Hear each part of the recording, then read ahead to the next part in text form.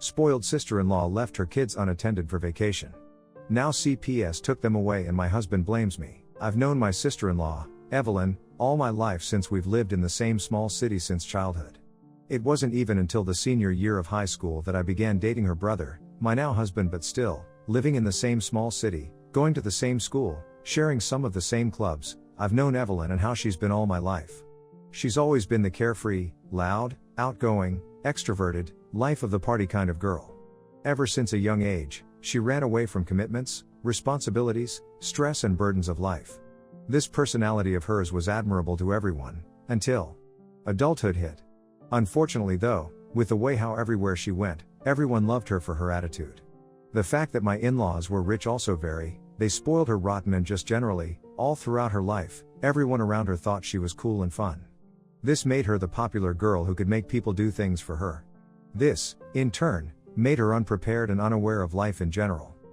It was in college itself that the commitment-hating Evelyn fell in love and started dating her boyfriend, now husband, Garrett, who was sort of the worst version of her. You can only imagine where this led them. They started living the life of the party, completely abandoned their education and became the kids who made being popular, drinking and partying their entire personality. We all sort of know how things go for kids like them. Well, at least I was able to predict it, but man, I didn't know things would turn out worse than the worst case scenario I had imagined in my head. It all immediately came crashing down as Garrett and Evelyn graduated. With grades and skills as terrible as they were, their resumes weren't accepted anywhere. It was my in-laws and Garrett's parents who ended up buying them a house. Evelyn then got pregnant and gave birth to a set of twins. Garrett and her got married next because that was the best thing to do. All these changes forced the both of them to get minimum wage jobs. Needless to say, this life was something Evelyn did not want to have, even as her worst nightmare. So, she started to dump the kids on anyone she possibly could. Me, my mother-in-law, her cousins, her friends, everyone. Of course, no one wanted to put up with that though, and eventually, Evelyn was put into place as everyone told her that no one was interested in looking after her kids except for my mother-in-law, who in turn, would constantly shame anyone who refused to look after the kids. I was my mother-in-law's first target though, because the three of us lived extremely close and her ego just couldn't handle the fact that finally there was someone who was taking a stand against her princess and making her function as a normal adult. This time was no different. After 3 years of the twins being born, my mother-in-law decided to give her and my brother-in-law a vacation package because the poor girl deserved to rest. My mother-in-law, who herself was going on a trip with her friends along with my father-in-law, decided on her own that I was going to be the designated babysitter. I firmly set my boundaries, telling her that I wasn't going to become a babysitter just because her daughter didn't want to take care of the kids' babysitting arrangement. This sparked an argument between me and my mother-in-law, where obviously, no one took my side. Thankfully though, at the end of the day, my mother-in-law, through her rage, gave up on her demand and I thought I was finally left alone. Well, that was far from the case, and I found out about it all exactly 2 days after Evelyn and Garrett had left for their vacation. I was at work when I received a call from the CPS. The fact that the CPS had called me made me slightly nervous. I mean, what would be it that they'd call a person with no kids? I answered the call with a million thoughts in my mind and with nervousness creeping up on me, but I didn't know that it was what they were going to tell me that would have me sweating even more in anxiety. The moment I received the call, they asked me my name. The moment I confirmed that I was the person they were looking for, they told me that I had to drive over because apparently, Evelyn's kids were in great danger and she wasn't answering anyone's calls. I was shocked. I immediately began questioning them, but they didn't answer me and just asked me to drive over to her place. Something about that just made me more anxious. I knew I had no option though, so I just drove over to Evelyn's place and was horrified to discover that the kids were left in the house with absolutely no adult supervision on them. The CPS officer informed me that it was the neighbor, my friend from high school, who had given them my number after Evelyn, Garrett, and my in-laws refused to answer the calls. I was dumbfounded as the officer went on to reveal that the kids were not only left behind but with absolutely no food and water to take care of themselves. It took the neighbors 2 days to realize that the kids were left behind as they had started crying a lot. My heart broke for them. The CPS asked me if I'd be interested to take in the kids. I immediately knew I wanted to, but also knew if I took them in, it'll just be a sign for Evelyn, my in-laws and everyone else that I'm some sort of doormat that they can just walk all over. So, I told them no and directed them towards a couple of Evelyn's cousins who would take her in. Thankfully, one of them has, and I've sent them over some money so that they can keep the kids well dressed and fed. I guess, that's not enough for Evelyn and everyone else though, because ever since Evelyn, Garrett and my in-laws finally decided to open their eyes and check out their phones. They haven't stopped giving me crap for not checking up on the twins earlier and for letting the CPS know what was happening. Even my husband, who is usually neutral, has openly expressed his disappointment in me, and now, I just don't know what to do. Was I the a-hole? Update 1. I've moved out of the house because I was truly astounded at how much entitlement people in this household have in them. My husband and I got into this huge argument as Evelyn barraged into my house the day she returned home from her trip, screaming at me for taking her kids away from her. She started weeping her crocodile tears, and there was enough to melt away my husband, Peter, who then jumped on me and berated me some more, telling me that apparently, it's me who should have taken the blame, and told the CPS officer that the kids were left behind by me because I was trying to run some errand. Arguing with my husband that day felt like I was arguing with some version of my mother-in-law. It was then I knew I didn't want to live a life that revolved around Evelyn and her inability to grow up, and I told that to Peter, who got even angrier because apparently, his princess of a sister doesn't deserve to be around people like me. That was the point that I realized truly how delusional this man and his entire family was. I didn't utter a word after that. Simply just packed my bags and drove myself to my parents' place where I'm living right now.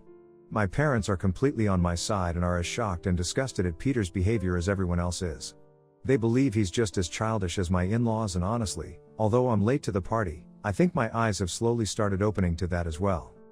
Update 2. I guess Peter realized how I wasn't playing when I said that I was done with him and his family, because he's now started to blow up my phone with apologies.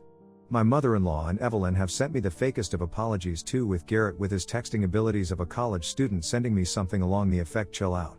I don't want to chill out though. I feel like I've waited all my life for Peter to take my side against his family for once, and the fact that he isn't, especially in a situation as serious as this one, was just heartbreaking to me and killed all the love and willpower I had in me to save our marriage. I've decided that I've had enough. I'm no longer going to waste my time and try to fix the unfixable. So, I went to the lawyers today and have asked them to draw out the divorce papers as soon as possible, so that it doesn't waste any of my or Peter's time, because of course, the earlier I'm out of this situation, the earlier he'll be able to go back to taking care of his princess of a sister. There was also an update from the CPS. Although they had just called me to inquire about Peter's family, they ended up informing me that they've looked deeply into Evelyn's case, and apparently, she's at a very high risk of losing custody of her kids. Honestly, I'm not surprised, even an inch, because with the way she behaves, it's probably likely that she has multiple reports against her. I just hope that whatever happens to the kids, it'll be for the best. Update 3. I wasn't planning to update this post anymore, but thought I should do it anyway. Peter broke down as he was served the divorce papers, as if this was something completely unexpected for him. I just couldn't feel any empathy for him though. I just immediately began moving my things out of the house because I had absolutely no interest in living there or getting the house to myself. The deed was under both of our names, so we were able to split and get an equal share. I've moved to the other side of the city and haven't really gotten the time for myself as I've been so busy with shifting. Thankfully though, I've had nothing but amazing support from my side of the family, some of Peter's side, and also my friends. As for Evelyn, things haven't been too good for her, with so many reports from the CPS and the poor condition of her house. The kids were unfortunately taken away from her. Although it always feels sad to see when a child is taken away from their mother, I realize that if the mother is like Evelyn, it's truly for the best. Apparently, someone from Garrett's side of the family is looking into taking their custody. This revelation is not that surprising to me. What is surprising is the fact that Evelyn has absolutely no empathy about this situation, and her Facebook wall says it all through her constantly fluctuating posts of either partying, vacationing, or mourning about the loss of her children. Just goes on to say how vile of a person she is and how proud I feel of myself for taking a stand against her. Currently, the fact that I saved the lives of these innocent kids and also gotten myself out of a situation which was mentally draining is all that has been keeping me going lately. Thank you all so much for being on this journey with me. I 26 female posted a scathing Facebook status after I went to an extremely expensive event on Friday and had a terrible experience, over 5 hours in line, and then got temporarily banned from the Facebook group of the community the event was for because I vented my frustrations at the poor organization of the event and overall awful time attendees had. I'll admit it wasn't my finest moment, and when I say the status was scathing, I mean scathing, but at the same time I waited in line for 5 hours for a terrible event that cost me $140 entry between myself and my partner, and they didn't even have my partner's shirt size after all that. Almost immediately after, I got a text from my mum, 44, who lives on the other side of the country and has very little bearing on my life. She told me my status made me look like a tool and that I needed to delete it because it embarrassed her. I explained the situation but also told her that I'm a grown adult and she has no say over my social media. This isn't like when I was a teenager and she could take my phone to delete/read any social media posts or text messages she didn't agree with. It escalated into her telling me that my behavior makes her look like mom to all our mutual Facebook friends and that I'm an absolutely disgusting human being that she is ashamed to have raised. This is strange because she's acting like I posted some written act against God, not a status calling out an event that ripped people off. In the end, I told her she needs to back off and shut the hell up because she has no impact on my life whatsoever, and the fact that she's trying to make a situation with nothing to do with her all about her is some serious narcissism and that maybe she needs to get that checked. I also told her that her demanding I delete my status is nothing more than a power play and I'm too old to play her games. Am I the a-hole? Edit. My initial review on the community page was very polite and I'm happy to send pics. The angry post was on my personal Facebook, which is private to everyone but friends, and was made after absolutely everyone who had a negative experience was banned or had comments turned off on their posts by the community admins because they don't wish to admit that so many people were unhappy with an event they promoted. We are all over the age of 23 and all names are fake. Our family consists of me, our parents, one brother and another sister. My brother, Mike, brought up the fact that we should start going out on family/friend vacations, since we were both relatively financially stable and those who couldn't afford costs could be covered by either me or him. I thought it was a great idea, and immediately start consulting everyone about ideas for the vacation. Everyone being a few cousins and friends as well. My brother has twin boys that are 5 years old. Neither me or my sister have kids. Although me and my boyfriend plan to have kids, my sister, Ashley, and her partner have been very open about their child-free status. No one has a problem with this, but she is not very fond of my brother's kids and has said that they give her headaches when she's over at his house. In previous conversations, she has said that she can't handle small kids and feels as though they ruin certain events. This was brought up mostly at a barbecue we had to celebrate our mother getting through her leg surgery safely and making a good recovery. My brother's kids had been crying a lot and kinda running around but hadn't destroyed anything.